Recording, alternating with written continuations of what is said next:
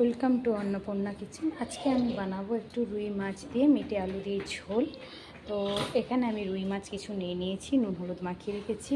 আর মেটে আলুটা আপনারা শহরের মানুষ খুব কম চেনেন, দেখেছি খুব কমই, আমি অনেক লোককেই দেখেছি। তো এই একটা আমার মেটে আলু ঝাড়খণ্ড থেকে নিয়ে আসা হয়েছিল, অলরেডি দেখুন গাছ বেরোতে স্টার্ট করেছে। তো আমি এই সাইডটা একটু কেটে নেব, কেটে নিয়ে বানাবো। তো তার জন্য আমি কড়াইটা গরম হতে দিয়ে দিয়েছি। কড়াইটা এবারে ভালো হয়ে গরম হয়ে গেছে। এবারে সর্ষের তেল আমি দিয়ে দিচ্ছি মাছ ভাজার জন্য। আমার এখানে 9 পিস মতন মাছ নেওয়া আছে। আমার তো কম রান্না হয় না, সবাই জানেন সেটা।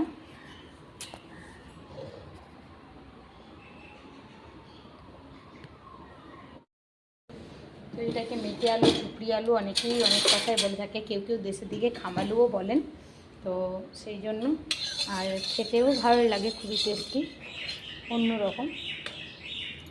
এদিকে আমার তেলটা গরম হয়ে গেছে, তার কারণে আমি মাছটা ছেড়ে দিচ্ছি।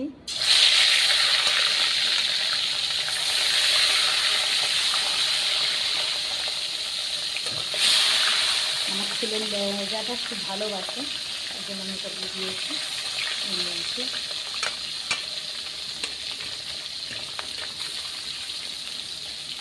আর এদিকে আমি কিছু মশলা রেডি করব, যেখানে আমি এটাই মাছ ভাজতে বসে দিয়েছি। তো 2 চামচ ধনে, আর 2 চামচ গোটা জিরে, গোটা ধনে কড়াইয়ে একটু তেলে নেব, নিয়ে ওটাকে আমি বেটে নেব। বেটে অথবা ভালো করে গুঁড়োও করে নিতে পারেন।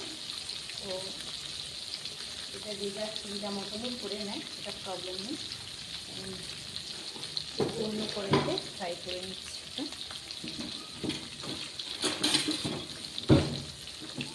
খুব ভাজা হবে না, হালকা ভাজা হবে, হালকা রোস্ট করে নেওয়া হবে। হালকা যখন ফটফট ফটফট আওয়াজটা আসবে তখনই বন্ধ করে দেবেন।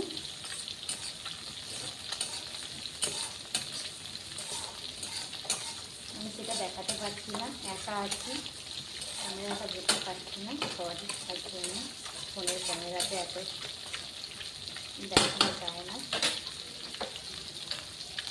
দেখুন এইভাবে আমি হালকা টোস্ট করে নিয়েছি, খুব লাল করে না, হালকা সুন্দর একটা ভাজা ফ্লেভার আসে, তখনই বন্ধ করে দেবেন। দিয়ে ঠান্ডা কিছুক্ষণ রেখে দিচ্ছি সাইডে।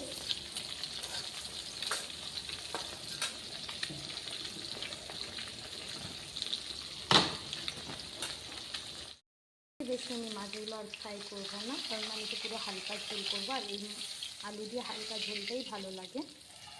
তার জন্য আমি সব মাছগুলো এইভাবে ভেজে নেব। আর যে কটা আছে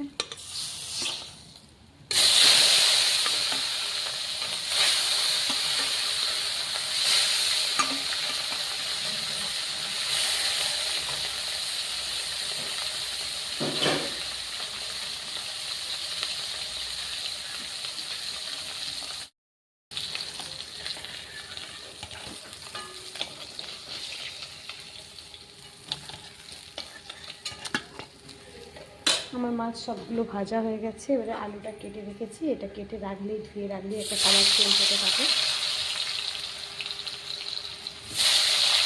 আর যারা নতুন এই আলুটাকে ট্রাই করবেন, একটু জলের পরিমাণ ঝোলে বেশি দেবেন, কারণ একটু জল বেশি খায়।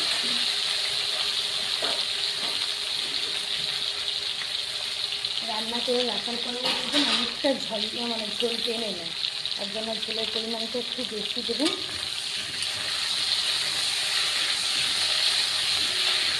আলুটাকে একটু ভেজে নেবেন। আলুগুলোও ভাজা হয়ে গেছে, আমি উঠিয়ে নিচ্ছি এখন। বাচ্চাগুলো খেলা করছে, খালি চেঁচামেচি করছে, ডিস্টার্ব করছে বারবার।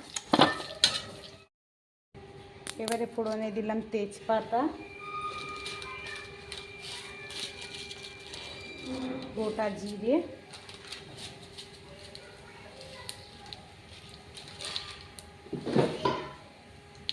আর দিয়ে দেবো টমেটো, আর 4খানা কাঁচা লঙ্কা আমি কেটে দিয়েছি, ওটা দিয়ে দেবো। অনেকে টমেটো ইউজ করে না, কিন্তু আমি দেখেছি টমেটোটা দিলে আমাকে বেশি টেস্টি লাগে। খেতেও ভালো লাগে। আমি এর জন্য মিডিয়াম সাইজের ছোটো হচ্ছে একটু বড় দুটো টমেটো দিয়ে দিয়েছি। আর এখানে দিয়ে দেবো 1.5 চামচ পরিমাণ আদা বাটা, আর লঙ্কা গুঁড়ো সামান্য দেবো। লঙ্কা গুঁড়ো নয়, আমার বেটে রাখা আছে, এর থেকে দিয়ে দেবো 1/2 চামচ। বাটা মশলা টেস্টটাই এটাই বেশি ভালো হয়, তো বাটাটা দিয়ে করে দেখবেন প্লিজ।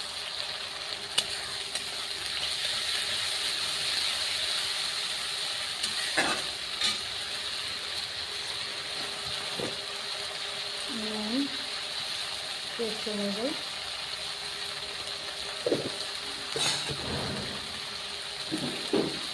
হলুদ,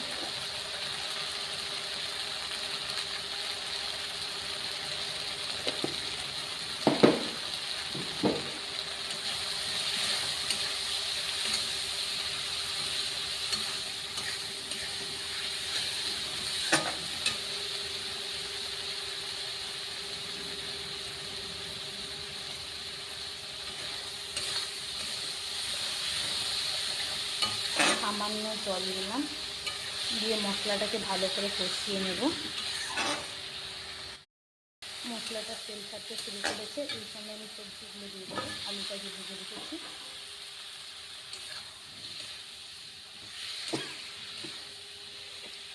সরি।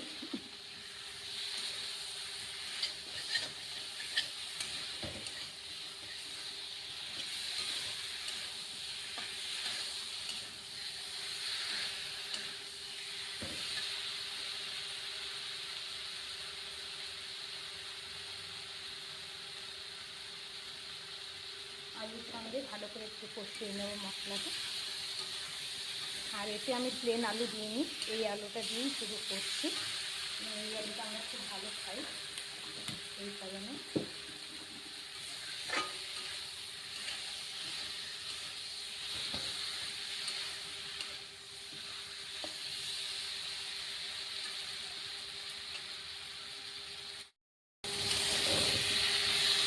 এবারে দেখুন সুন্দর তেল ছেড়ে গেছে। আমি খুবই সামান্য তেল দিয়ে হালকা একেবারে করছি। আপনাদের পছন্দ অনুযায়ী অয়েলটা ইউজ করতে পারেন, তবে এরকমই লাইট হলেই আপনাদের খুব ভালো, শরীরের জন্য সবারই খুবই ভালো। গরম জল দিয়ে দিলাম আমি, উষ্ণ গরম জল। আমি তো কাঁচা জলটা দিই না, সেটা আপনারা জানেনই। এবারে ভালো করে ফুটতে দেবো। এবারে দেখুন আলুগুলো কেটে যাচ্ছে, মানে সেদ্ধ হয়ে গেছে প্রায়, একটু হালকা হবে। আর তো এই সময় আমি ধনে আর জিরেটাকে আমি মিক্সারে বেটে নিয়েছিলাম, ওটা দিয়ে দিলাম।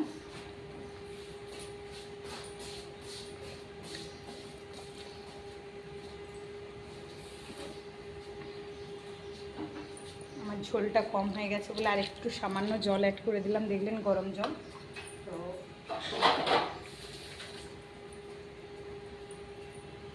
ধনে জিরেটা দিয়ে ভালো করে নেড়ে চেড়ে এরপরে আমি মাছগুলো ছেড়ে দেবো।